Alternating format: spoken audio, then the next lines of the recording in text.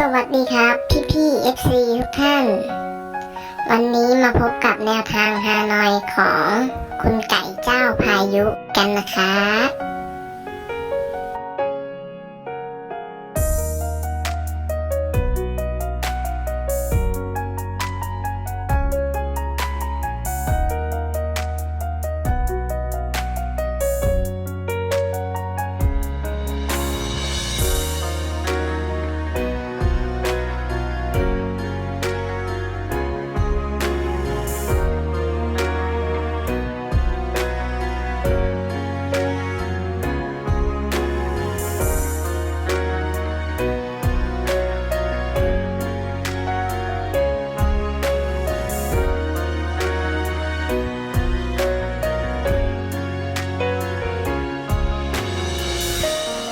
ขอให้พี่FC ทุกท่านโชคดีกับแนวทางฮานอยวันนี้นะครับ